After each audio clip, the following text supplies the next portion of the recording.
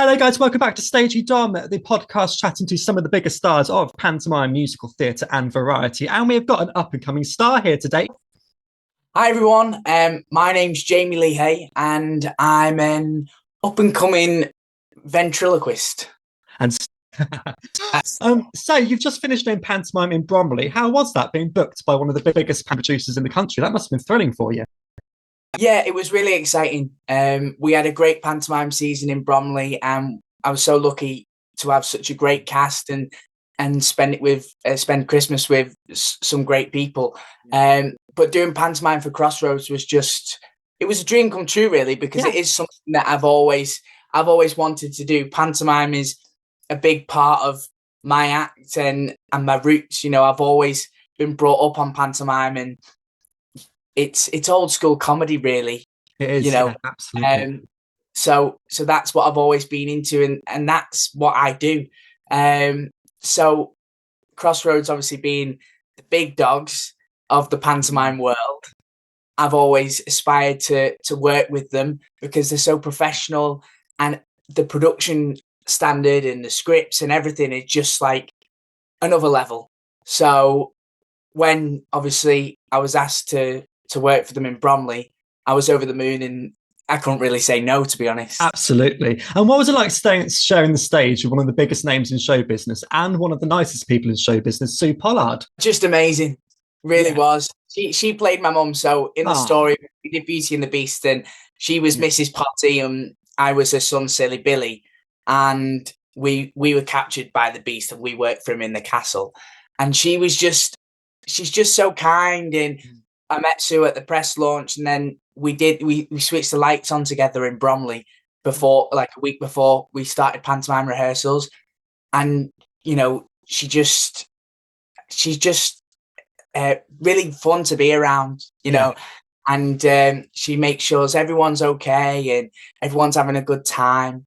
And she is such a laugh. Like on stage, you have so much fun with her all the time. It's every show is different, but you know, that's what we like. Yeah. And did you find working with her? Did you learn stuff from her? I mean, she's been doing this for a long time. Did you find that she taught you things, even if not directly, but just watching her?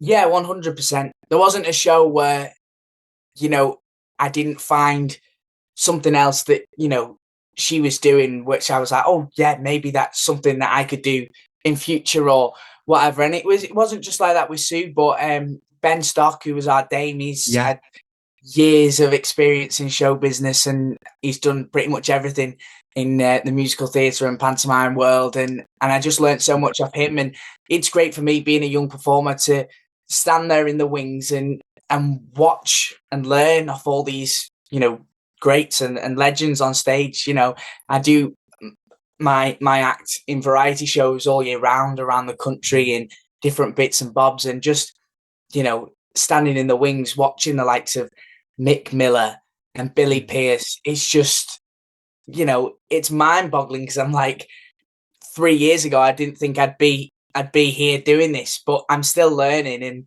you know, it's hopefully getting me to where I want to go. It's amazing what you can learn by just watching people. I go to Panto every year, but simply watching Max Fulham, who I watched this year, and even like the guys at the Palladium, you learn just by watching people. You don't even have to speak to them, you learn, don't you? Yeah, 100%. And it can just be something that, like, one thing that someone says sometimes, and you're like, oh, you know, that's going to stay with me forever, and I'm always going to remember to do that, or, you know, to throw that in, or to say such thing, or whatever. Because after I finish Panto, normally I have quite a lot of friends who are in Panto as well. So I've been to watch a couple, and I've got a couple this week that I'm going to try and get to, and just watching them, and it might just be something different to yours, and you're like, you know, that might work, or, you know, we'll try that in future. And it's not, you know, I'm not saying rob everyone's material, because obviously everyone's got their own individual unique stuff that they do in Panto, but sometimes it can just be like one or two things that you're like really inspired by it, and you know, throw that in the next time you do it, which is great because you're all learning off each other. And who were your inspirations in the industry growing up? Who did you watch a lot of? So when I was getting into ventriloquism, when I was younger, I was about 7, and my nan bought me a monkey puppet from. It was like just from B&M. And I'd come Okay. home one day and she'd bought me it, and I was made up. You know, I've always been into entertaining and stuff like that. So like having a puppet was just great. And my mum and my granddad introduced me to Keith Harris. And little did I know, I watched Keith Harris when I was even younger at Haven. We were at Haven with a couple of friends and family, and he was doing a show, and it was packed out in the room. And so I was introduced to him, and I was watching his videos on YouTube and stuff like that. And it was really like enjoyable to watch because he was a very funny man, and what he did with the puppets was just amazing, you know. And so that kind of watching him then got me into more old school comedy variety acts and double acts like Cannon and Ball and Morecambe and Wise. And it all just kind of stemmed from there. And, you know, Tommy Cooper, he was a big inspiration for me, and he still is. Like, you know, watching things that he does and stuff like that, and you go, oh, I might do that, you know, or I might not do that, you know, because like you say, each person has their own unique things that they do. But yeah, that kind of got me into my love for old school comedy and variety acts. And then in lockdown, I did a lot of stuff with my brother and my sister and my whole family, really, and my whole family. We all got into it. We were doing stupid videos and just sending them to other family and stuff like that, because we were all obviously in the house. And I was like, you know, we could go somewhere with this. I did a lot with my brother, and we were like, you know, we could be a double act potentially. But he didn't get on the stage, and I thought, you know, how else can I do this?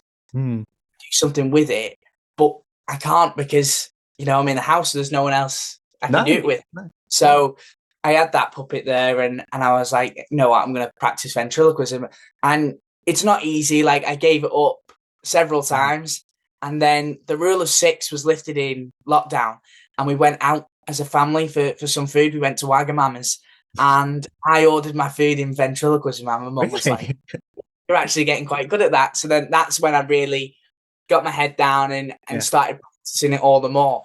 And then only, you know, a couple of months after that, Lewis, who's like my mentor, he has a drama school in Liverpool called the Divine Theatre Company. And at the time, we were doing a little variety show to get us back going after COVID, really.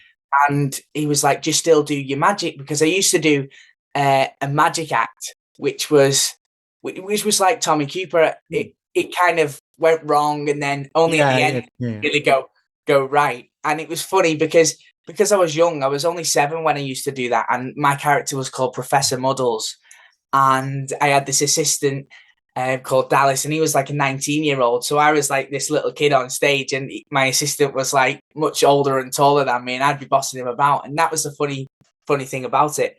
But anyway, I used to do that, and Lewis said to me, do you still do that? And I was like, yeah, I do, but I've been practicing some ventriloquism. And he was like, oh, well, send me a video and we'll see what we can do with it.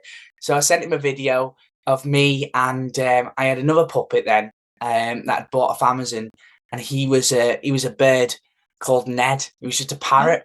And so I sent Lewis a video of me and the puppet singing Together We'll Be Okay, Cannon and Ball. And he saw it and he was like, yeah. So he wrote me a little comedy spot with the puppet, and then we sang Together We'll Be Okay at the end. It was like a cut version, and we performed this in this variety show. And then it all just kind of exploded from there, really. Britain's Got Talent got hold of the video because it went on social media, and they asked me to come and audition in front of the judges. And my second performance doing my ventriloquism was in front of Simon Cowell, which was just yeah. And what was I like being such a young lad, stepping on the stage of Britain's Got Talent, auditioning in front of hundreds of people, plus the millions watching at home? Was that scary? Was that... Yeah, I mean, I think when you're younger, you kind of, you still have nerves, but not as much as I do now. Like, I don't get nervous, but certain times I will. Like, I'll tell you in a moment about something else. But yeah, no, it kind of, I was nervous, but I was kind of ready for it to go and do it. And I'd spent like 4 weeks every night going over the act. And it was only short, it was 2 minutes. That's all you get on Britain's Got Talent. And I just spent all the time doing that. And when I was going into, so we went down to London the day before my audition. And then when I went in the morning and all day, because my audition on stage was only about 5 o'clock. So all day you're filming stuff and you're there from like 9 o'clock in the morning. And it's quite like, I'm keeping myself busy. So I'm occupied. So I'm not really thinking about it. But in the back of your head, you're thinking, like, what's going on? In a couple of hours, I'm going to be on stage, like you say, in front of 2,500 people and the 4 big judges and meet Anton Deck. And it's just crazy. And I was nervous for it. I was more nervous, not because of my act, because like I said, I just rehearsed it for the weeks up and coming to the audition. But I just was more nervous for the chat because I'd never done anything like it before. So as soon as that was out the way, I was relaxed. It was my act. I was ready to do what I'd practiced. But obviously they don't even say, well, they might ask you this or they might ask you that. So if you go back and watch my Britain's Got Talent audition, after every question, they say, what's your name? And say Jamie, and they say, where are you from? And I go, St. Helens. And they go, how old are you? I go, 13. And they're like, so I was like, it was, it was something completely different that I'd never done before.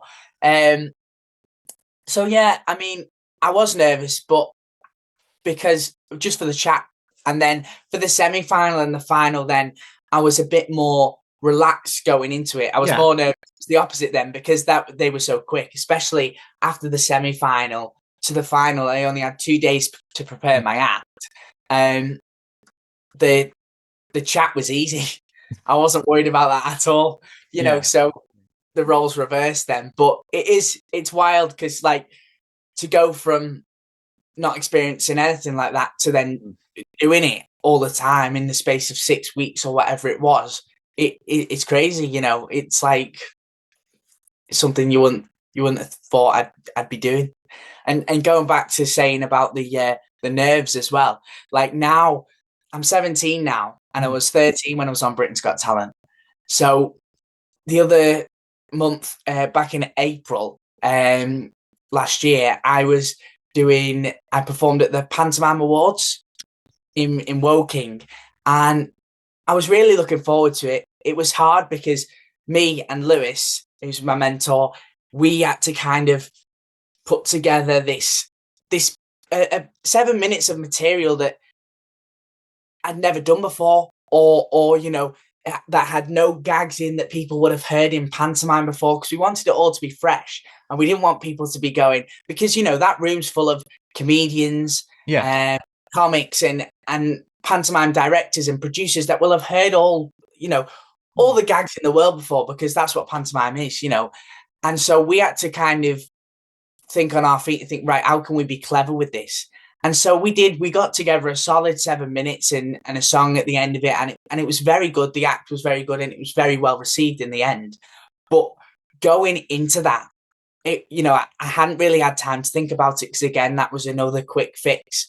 But then that day I was, I was 16, but still, I'm rocking back and forward and I'm thinking, this is just unbelievable, because I hadn't signed a contract for Christmas, but pantomime is, a big part of what I do.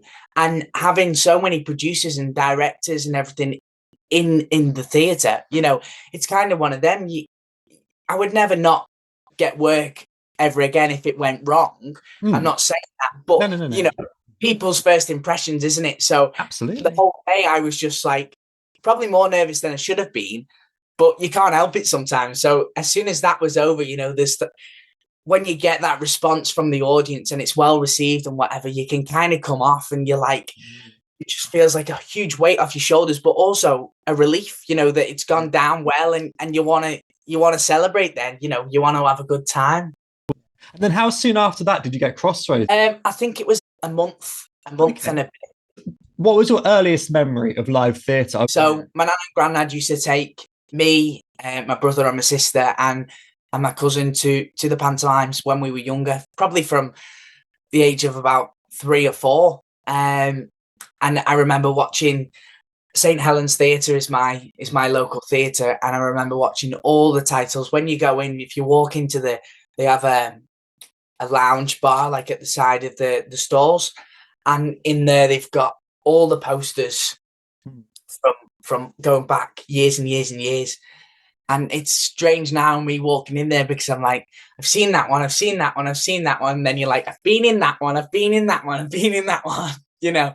But it's great, and that's where I got into acting and performing, really, because I used to go and watch the pantomimes there, and then I joined the RTDA, it was called at the time, the Royal Theatre Drama Academy, and that was part of the Theatre Royal in St Helens, and then they were holding auditions for Peter Pan.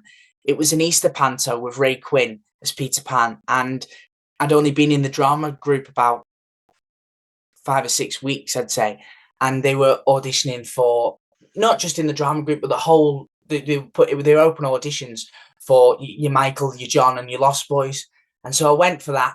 You know, not having any experience really performing on stage or anything like that, and I got that. I got that to play Michael, which was great, and that was my first introduction to it all. And then I loved the pantomime so much, and just being backstage, because you know the fun isn't just on stage. You have so much more fun backstage. There's so many big personalities in pantomime, and it's such a great laugh backstage as well, and it's a great experience. And so after that, I was like, how am I going to get into more pantomimes, especially in St Helens, because they don't do Peter Pan all the time. You know, it only comes around every, couple of years, 4 or 5 years, whatever. And so I had to become a dancer in a way. I've never been a dancer, and I never will be a dancer, but I can move, and I've got a bit of rhythm. So yeah, I went to the audition for, I think it was The Wizard of Oz, which was the October after the Easter. And I was just a munchkin, and I got in, and I kept getting into these shows, did Aladdin after that. And then we did Sleeping Beauty. And I think it was just the cute factor, really. They were like, he can move, we'll put him in. And I loved it because I just loved being in the pantos. And then the cute factor kind of weared off a bit, but that was okay. Peter Pan was back round then. So playing Michael, but I was one of the Lost Boys. And then the year after that, I did, in 2019, Peter Pan was in Liverpool. It was not far from me. It's about 40 minutes in the car. Yeah. And it was Kudos were producing Peter Pan at the Liverpool Empire, and I played John. Oh, right. And I played John, and I love that because obviously Kudos are now Crossroads. Yeah. And I love that because the production value was just still unbelievable. And we were with a great cast. The cast were amazing. We had John Evans, and the headliner, we had Louis Emmerich from Brookside and Coronation Street. He played Captain Hook. But the headliner was Tony Maudsley from Benidorm. Yeah. And he played a character called Cutlass Kenneth, and he was the hairdresser on the ship. And just like, it's just surreal because, there was a scene in the show where we'd be set behind the cloth to do like the final scene on the pirate ship. And they'd be doing If I Was Not in Pantomime in front of the cloth. And I was, at Christmas just gone, it was the exact same If I Was Not in Pantomime. And I was doing what Tony Maudsley was doing back in 2019. And it's great, just to be doing that now, and to think that all them years ago, I wouldn't have thought I would be doing this now, but it's great. And I'm just grateful for the opportunity. It must be a nice full circle moment to go from watching Panto at St Helens to being in it, and then to working for the company that you saw back in 2019. Yeah, 100%. Yeah. I mean, it'd be even better if pantomime came back to the Liverpool Empire. They don't do it anymore, do they? No. The past couple of years, they've had big musicals in over Christmas. But never say never. Hopefully, comes back, and I get to perform back there as well, doing pantomime, because it's a lovely venue. It's a lovely theatre. It's very similar to Southampton, where you said you to watch this season. But yeah, it's lovely, and the pantomime there was just amazing. It was.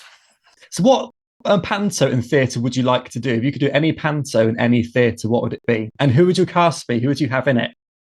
Oh, tricky. Well, I don't. That's a really hard question, because I mean, I love Cinderella as a pantomime title. Obviously, it's the fairy godmother as such of all the pantos. But then I also love to work with a traditional dame, and obviously in Cinderella, you do have traditional dames play the ugly sisters, but they can't really be all that funny because there's the two of them and whatever. And as a comic, I like to have that slapstick with the dame. I think Peter Pan. Yes. I'd love, Peter Pan is a great title because it's so magical, and also there's a lot of story to it. A lot of story to it, and I just feel like, you can have your dame, and then if there's any other characters that you kind of want to put in their headliners or whatever, there's kind of more of a leeway with Peter Pan, because there's so many magical characters. Oh, we'll get such and such person in. Oh yeah, but what will they play? Oh, well, they can play the mermaid, or we've got Tiger Lily, and it's such a big cast as well. Especially if you want to do that. I don't have any like a cast like I'd go, I want to work with them. But I'd love to work with Sue again. Yeah. If I could work with Sue again, I'd love to, because she was just amazing to work with. Ben again, and it's really hard because this Christmas just gone, it was quite possibly like the best panto season I've had. Not just the experience of working for Crossroads, but the people in it were just great, and I was very lucky. So I'd probably cast it with going off people I've worked with in the past, and then obviously people who I aspire to work with. Yeah. I mean, did you and Ben get a lot to do? Because sometimes the comic and dame don't actually get a lot to do, but did they put enough in for you together? Not really. I mean, we were discussing this. I mean, I'd love to do more with Ben. But it was kind of because Sue was also kind of a comedy part. Yeah. So Sue did a lot with Ben, and then I did a lot with Sue, and then when she'd bring us together, we'd just do a bit, the three of us. We did a comedy routine, which was the hissing pit, the hissing pythons. Yes. Yeah. And that was very good. We did that, the three of us, and we really enjoyed that. That it was a really nice moment on stage, and really funny as well. The audience went down really well with the audience. I've seen that routine twice this Woking in Southampton did it, and both times they don't get through it without laughing. And you know where it's going to go wrong. You can see it coming. Yeah, 100%. Yeah, it's great. It's harder for me because I have to do it in ventriloquism. But we have a laugh with it, and sometimes I couldn't get my words out, but that's just the joy of live theatre, I suppose. And if something goes, I mean, that's the beauty of pantomime. If something goes wrong, then you can let the audience in on it. You can have a bit of a laugh, and you can break that fourth wall, can't you? Yeah, and that's why I love panto. It's the most random thing in the world, and it is you can have the most random casting as well. Like, you could literally put in anyone and it will work. I didn't think for one second I'd see Dr. Ranj and Judge Rinder do panto this year, but I did, and somehow it worked. Yeah, definitely. I just think, and that's why it's so magical as well, because if you really got, I mean, you can throw anyone in panto, but sometimes some people don't work in panto. You've got to have that passion for it and be able to.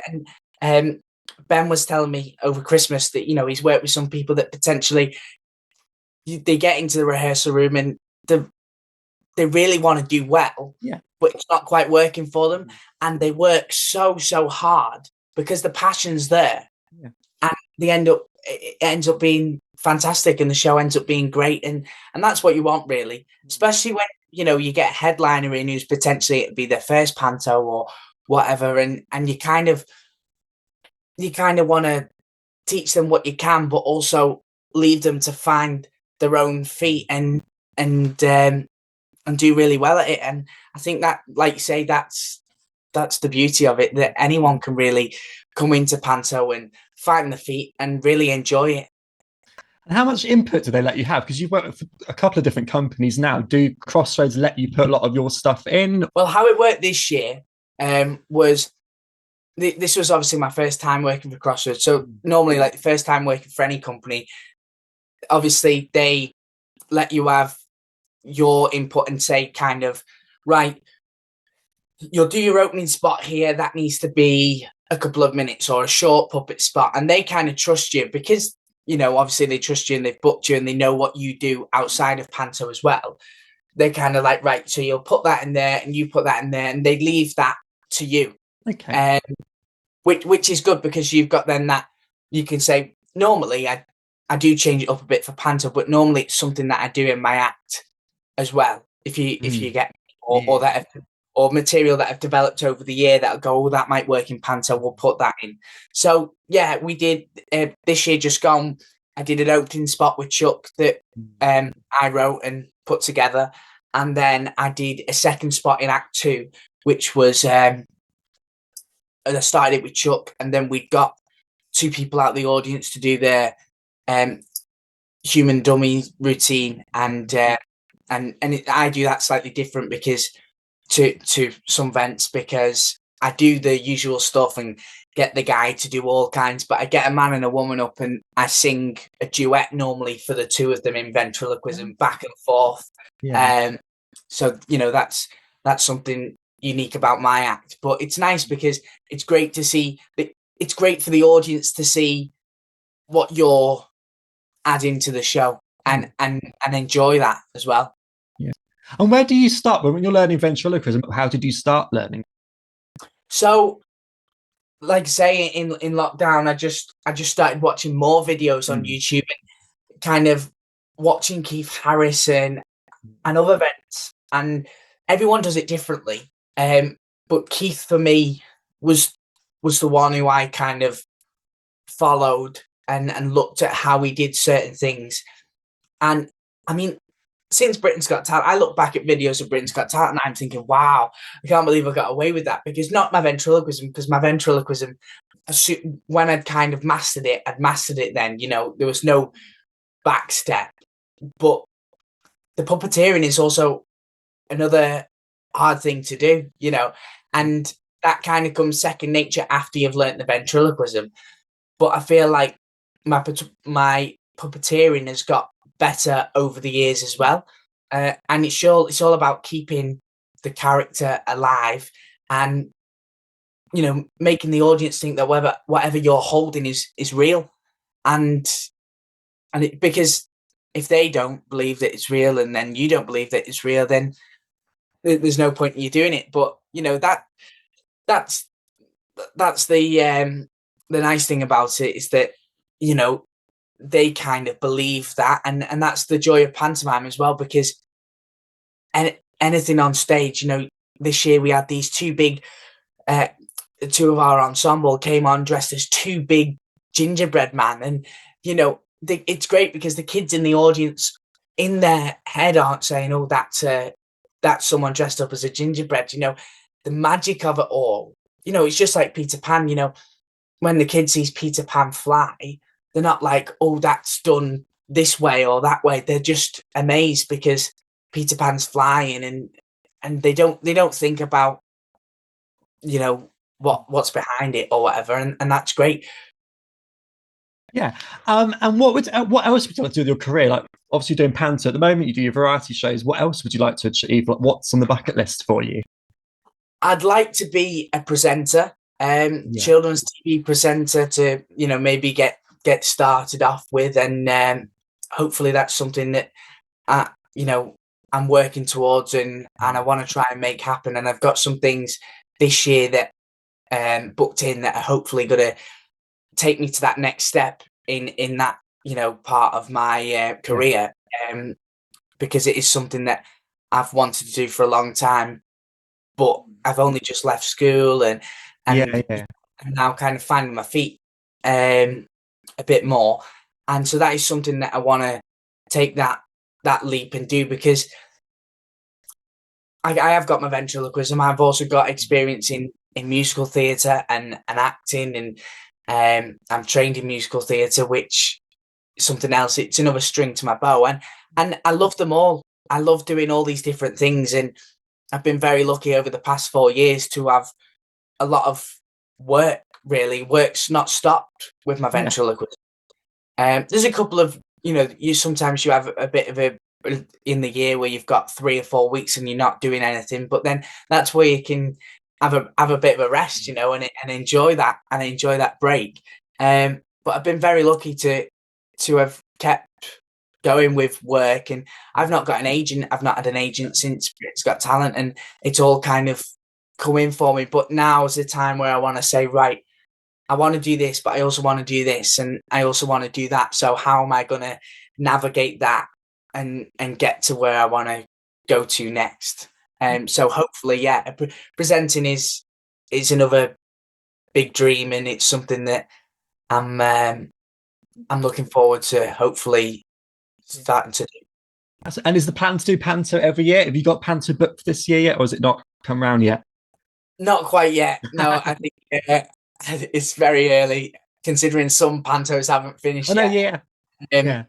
But no, hopefully, I mean, I don't know where I'll be next year, but wherever I am, hopefully it'll be good, and no doubt it will be.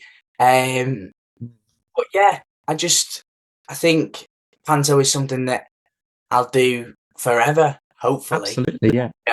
I mean, we'll get to that stage. We've done so many pantos, you lose count how many you've done.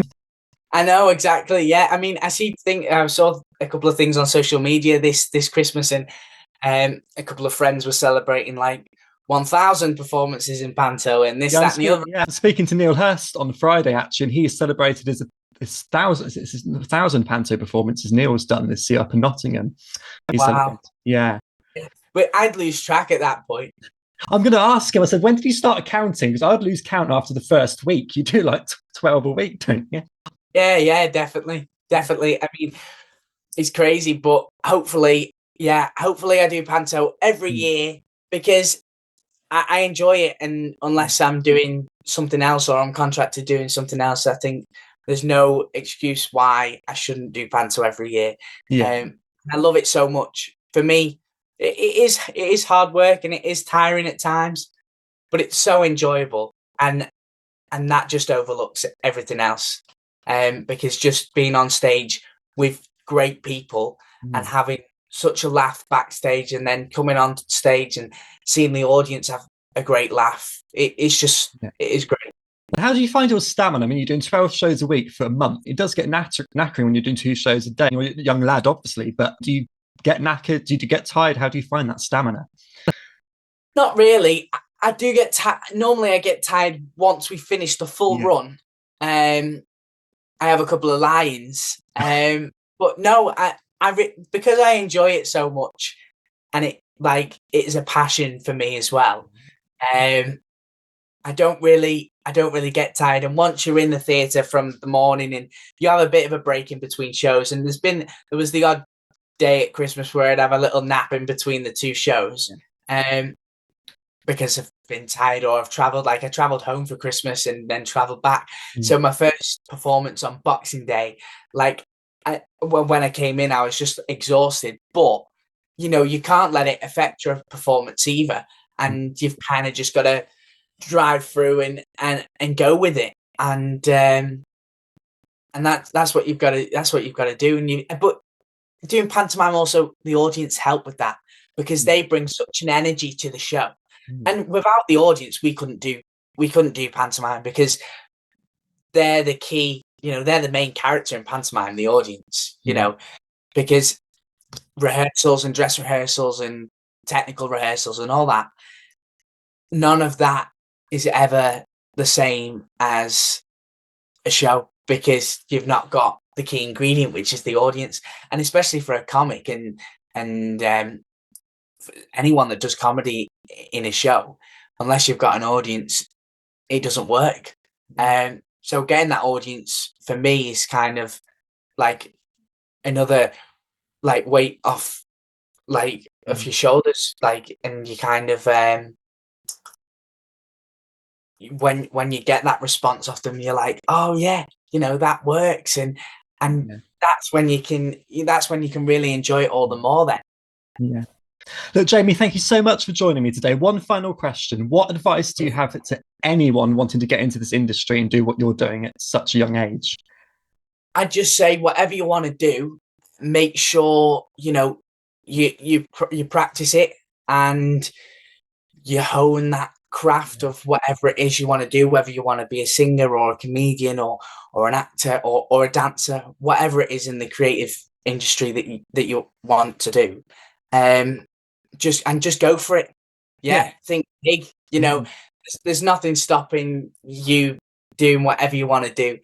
Just speak to the right people, get your name out there, and just do whatever you can, and don't think what you want to do is not what you'll be able to do, and speak to the right people, make good connections with people, and dream big, and you know, just even if you need help with something for whatever you want to do, you know, I've done it before where you just reach out to someone on social media, reach out to 10 people on social media.